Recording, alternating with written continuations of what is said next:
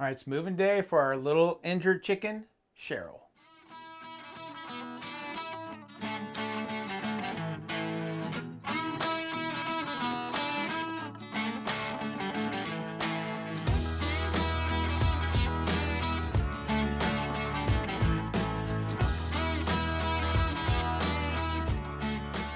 Hey folks, welcome back to the Rockin' Homestead. My name is Lance. I want to welcome you to our channel. And if you haven't caught our last video, we were talking about a couple of our chickens we have in triage here, or in a triage center, I should say. And one of them we talked about needing to be moved out this weekend. And we spent a little time today getting everything set up for her, make it as goat proof as possible. I don't know if there's anything that's goat proof, but at least goat resistance. So we're going to show you some clips on what we did to make her little area goat resistance. Take it right now. So this area right here is something we originally set up for some roosters that we had, kind of keeping them separated from the rest of the group. And now we use it as a place to hold chickens who need to be separated for a bit. But as you can see, the goats have pretty much pulled it up from where it was latched down and made it unusable. So we need to fix this up. So the first thing we did here was add a little more structure so that we have something more to attach the chicken wire to. So we added a long 2x4 horizontally from end to end, and then we added another board vertically so that we'd have a little more strength to the structure. And this will give us a whole lot more places to actually hook the chicken wire down and hopefully make it a little more durable. With better framing in place, it's time to start hooking down the chicken wire. We're going to use these screws in combination with these washers. We have found that this is a great way to really get your chicken wire firmly attached to any kind of wooden structure that you're using. So that is what we're going to do here. We're just going to pull the existing chicken wire that we have there already. We're going to pull it down nice and tight, and then we're going to screw it in with these screws and these washers. Then we'll add a little more chicken wire along the bottom just to give it some extra reinforcement.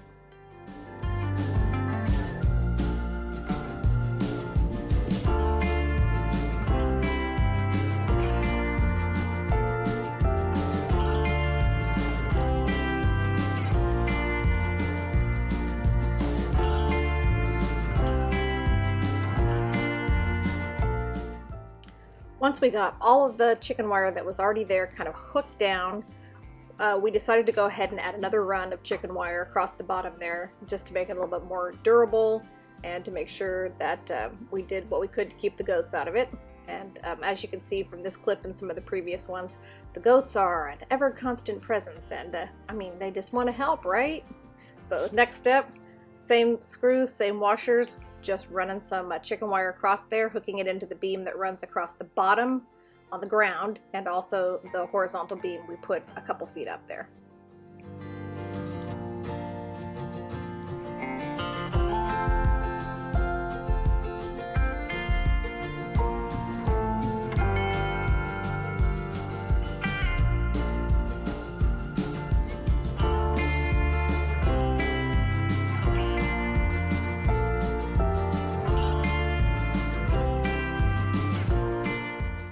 Once we got that extra run of chicken wire all attached down, we decided to add one more level of security, and of course, zip ties, the homesteader's best helper.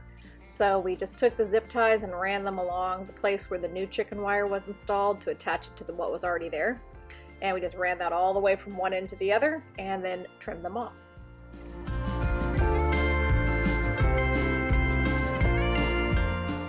So here's the finished product, and it looks like it should be fairly secure. I mean, that's famous last words, we've said that before, but we're going to give this a try and hope that this helps to add a little more security to this area for Cheryl to recuperate in.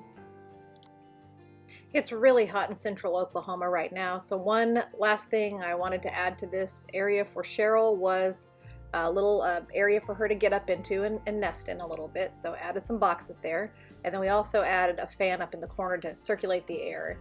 There's a little vent hole there, and then we uncovered and made sure the other vent holes associated with this particular area were uncovered so that she could get a good cross flow of air. All right, so we finished up that project earlier today. But now all we have to do is put her food and water in there. So we're gonna do that, bring her out here. It's almost nighttime. This way it's a little bit cooler here in Oklahoma. It's been pretty warm today. So we're just gonna put her in there, but first we gotta get the food and water set up, so that's what we gotta do next.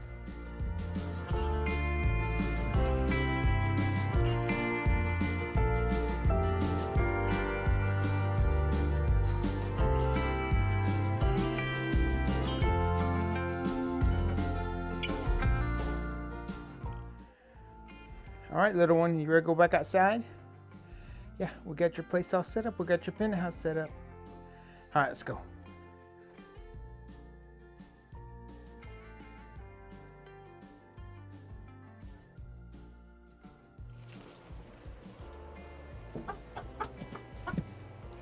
There you go. Got some water, your food. You're all good. All right, closing you up, girl. Have a good evening. Yeah, so this is just the inside section, and she has a whole run right here. This is where we were fixing it up, so she'll have this whole outside all by herself.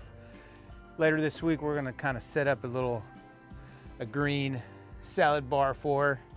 We got to get that growing. At this point, it's gonna grow real quick, but since she doesn't have access to free range, that'd be really good for her to be able to get some green grass in her and that kind of stuff. Well, folks, Cheryl's doing good. She's in her new condo. I think she just tried to come out. But thanks for coming back, watching the video all the way to the end. If you haven't caught us on Facebook or Instagram, make sure that you check out the links below. Subscribe to our channel, ring the bell. Share these videos out with anybody that may like them or who may need the knowledge or whatever the case may be. We'd really appreciate that. That does help out the channel. And from our homestead to yours, have a blessed day, and we'll catch you in the next video. Bye.